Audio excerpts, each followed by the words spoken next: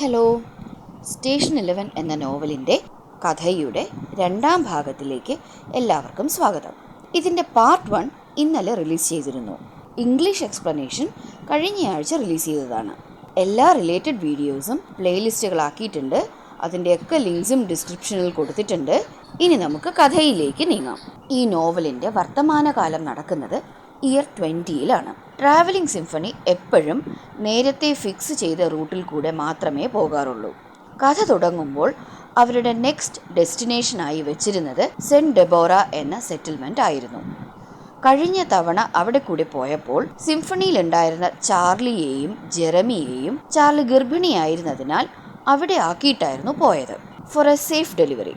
എന്നാൽ അവിടെ എത്തിയപ്പോൾ ചാർലിയും ജെറമിയും അവരുടെ മകൾ ആനബലും അവിടെ നിന്നും പോയി എന്നറിഞ്ഞു.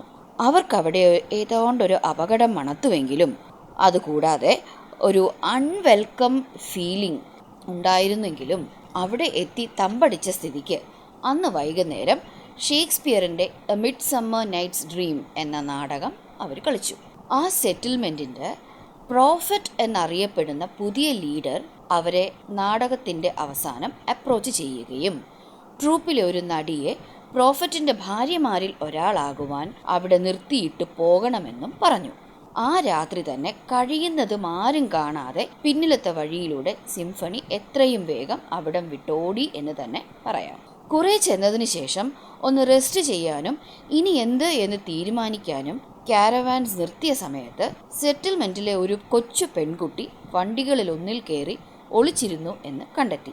എലനോർ എന്നു പേരുള്ള ആ പെൺകുട്ടിയിൽ നിന്ന് ചാർലിയും കുടുംബവും പ്രോഫറ്റിൽ നിന്ന് രക്ഷപ്പെടാനായി മ്യൂസിയം ഓഫ് സിവിലൈസേഷൻ അന്വേഷിച്ചു പോയതാണ് എന്ന് അറിഞ്ഞു. ഈ ന്യൂ വേൾഡിനെ റീപോപ്പുലേറ്റ് ചെയ്യാൻ ദൈവം തന്നെ ഏൽപ്പിച്ചതാണ് എന്നതാണത്രേ പ്രോഫറ്റിൻ്റെ ക്ലെയിം. പ്രായമാകുമ്പോൾ പ്രോഫറ്റിൻ്റെ ഭാര്യയാകാനായി മാറ്റിവെക്കപ്പെട്ട പെൺകുട്ടിയായിരുന്നു എലനോർ. അതിൽ നിന്നും എസ്കേപ്പ് ചെയ്യാൻ വേണ്ടിയിട്ടായിരുന്നു എലനോർ ഒളിച്ചോടിയത്. എലനോറിനെ തപ്പി പ്രോഫറ്റും ഫോളോവേഴ്സും വരാൻ ചാൻസ് ഉണ്ട് എന്ന് തോന്നിയതിനാൽ സിംഫണി വളരെ അലേർട്ടായിട്ടാണ് പിന്നീട് യാത്ര ചെയ്തത്. തങ്ങളുടെ നെക്സ്റ്റ് ഡെസ്റ്റിനേഷനായി റൂമേഴ്സിലൂടെ മാത്രം അറിഞ്ഞിരുന്ന മ്യൂസിയം ഓഫ് സിവിലൈസേഷനെ സെറ്റ് ചെയ്തു. എന്നാൽ ഏതാണ്ട് 2 ദിവസത്തിനകം ഡയീറ്റർ, സായിദ്, സിഡ്നി എന്നീ 3 പേർ മിസ്സിംഗ് ആയി. വഴിതെറ്റിപ്പോയവരെ ഡെസ്റ്റിനേഷനിൽ വെച്ച് മീറ്റപ്പ് ചെയ്യാം എന്ന അവർക്കിടയിലെ ഒരു അണ്ടർസ്റ്റാൻഡിങ്ങിൻ്റെയും പ്രതീക്ഷയുടെയും ഭാഗമായി അവർ മുന്നോട്ട് തന്നെ പോകുവാൻ തീരുമാനിച്ചു. വഴിയിൽ ഒരു ഗോൾഫ് കോഴ്സിൻ്റെ അടുത്ത് അവർ നിർത്തി. കിർസ്റ്റനും ഓഗസ്റ്റും എക്സ്പ്ലോറേഷനായിട്ട് വെളിയിലിറങ്ങി.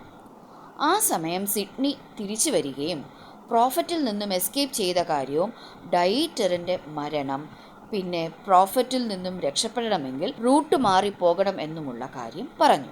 മഴയുണ്ടാക്കിയ ബുദ്ധിമുട്ടും കാലതാമസവും മൂലം കിർസ്റ്റനെയും ഓഗസ്റ്റിനെയും കൂട്ടാതെ സിംഫണി മറ്റൊരു വഴിയിലൂടെ മ്യൂസിയത്തിലേക്ക് പോയി. സിംഫണിയെ മിസ്സായി എന്ന് മനസ്സിലാക്കിയ ഓഗസ്റ്റും കിർസ്റ്റനും സ്വന്തം അഡ്വഞ്ചേഴ്സുമായി നേരത്തെ നിശ്ചയിച്ചിരുന്ന റൂട്ടിലൂടെ തന്നെ മ്യൂസിയത്തിലേക്ക് തിരിച്ചു. ഓൺ ദ വേ പ്രോഫറ്റിൻ്റെ 2 ഫോളോവേഴ്സിനെ അവർ ഫേസ് ചെയ്തു. സായിദ് അവരുടെ കൂടെ ഉണ്ടായിരുന്നു. അവിടെ നടന്ന സ്ട്രഗിളിൽ കിർസ്റ്റൻ ഒരു ഫോളോവറിനെ കൊന്നു.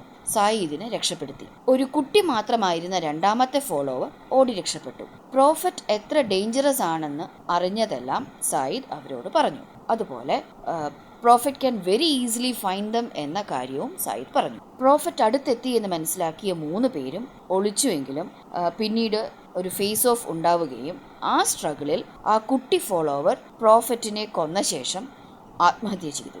പ്രോഫറ്റ് തൻ്റെ പോക്കറ്റിൽ പൊസഷൻസ് ആയി വച്ചിരുന്നത് ന്യൂ ടെസ്റ്റമെൻറ്റിൻ്റെ ഒരു കോപ്പിയും സ്റ്റേഷൻ 11 എന്ന കാർട്ടൂണിൽ നിന്നും കീറിയെടുത്ത ഒരു പേജും ആയിരുന്നു എന്ന് കിർസ്റ്റൻ കണ്ടെത്തി.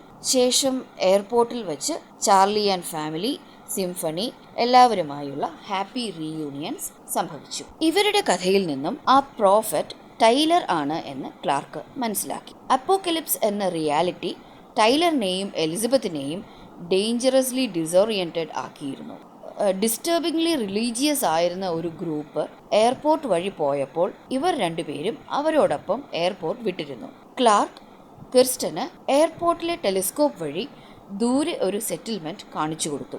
രാത്രി ഇലക്ട്രിക് വെളിച്ചങ്ങൾ അവിടെ തെളിഞ്ഞിരുന്നു. പുതിയതായി കണ്ടെത്തിയ പ്രതീക്ഷയുടെ അടിസ്ഥാനത്തിൽ സിംഫണി നെക്സ്റ്റ് ഡെസ്റ്റിനേഷനായി അവിടം തിരഞ്ഞെടുത്തു. പോകുന്നതിന് മുമ്പ് തൻ്റെ കയ്യിലെ സ്റ്റേഷൻ 11 എന്ന കോമിക്കിൻ്റെ ഒരു വോള്യം ക്രിസ്റ്റൻ മ്യൂസിയത്തിന് ഡൊണേറ്റ് ചെയ്തു.